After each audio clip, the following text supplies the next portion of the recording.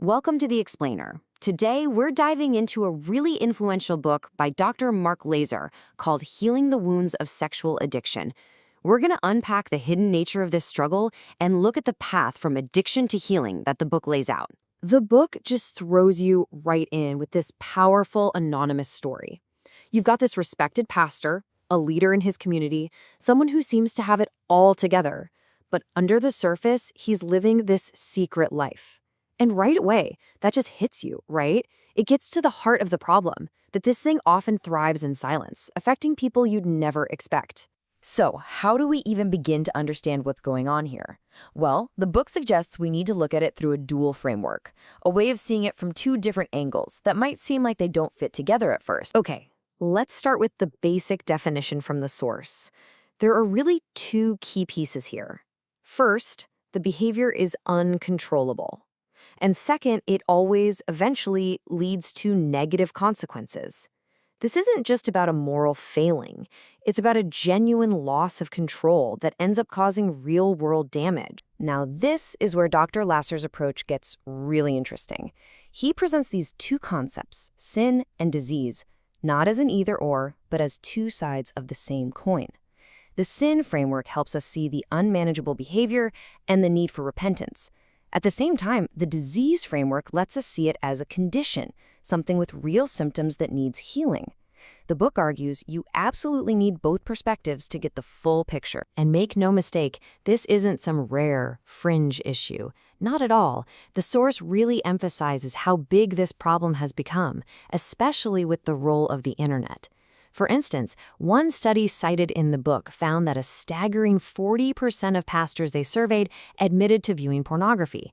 That number just shows you how widespread this struggle really is. So how does an addiction like this actually get its hooks into someone?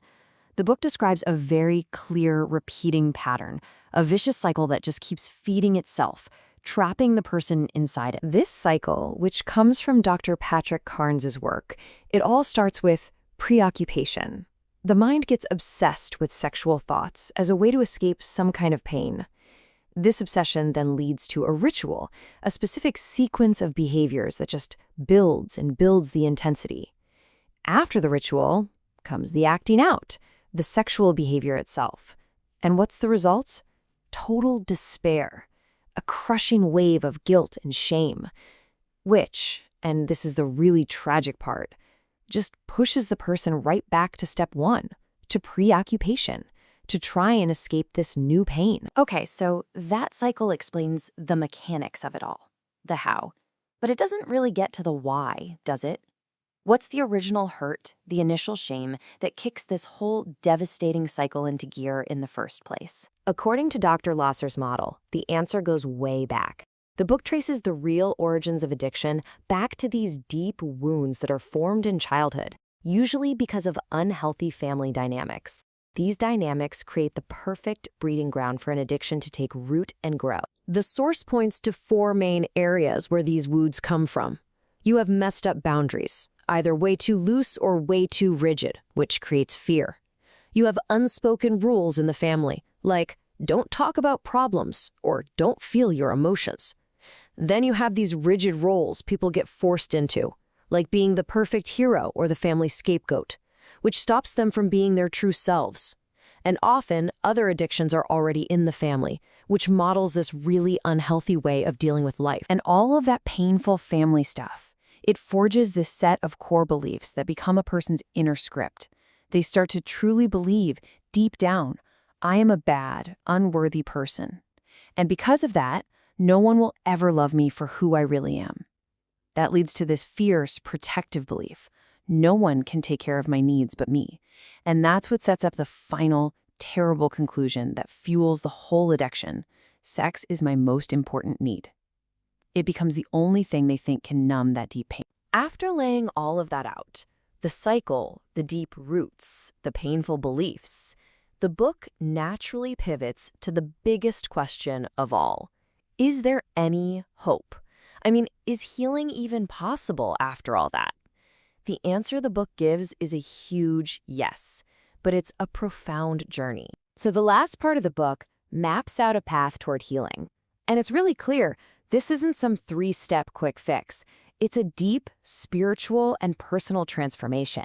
It's a journey that moves you from that place of brokenness and brings you toward wholeness. According to the book, this entire journey kicks off with having to honestly answer three really powerful spiritual questions. First, do you want to get well?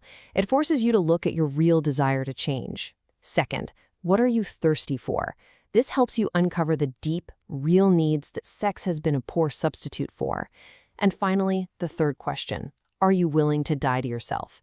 This is basically asking if you're willing to let go of that ego, that self-reliant part of you that's been driving the addiction, so you can find a real, deeper strength. And this passage really captures the heart of the book's message.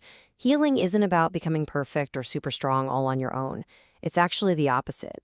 It's this ongoing process of embracing our weakness and finding right there in that vulnerability a power and a grace that isn't ours. It's a powerful idea. And it kind of leaves you with a question for your own life. What could change if we stopped seeing our weaknesses as failures to hide and instead saw them as the very place where real strength can actually begin?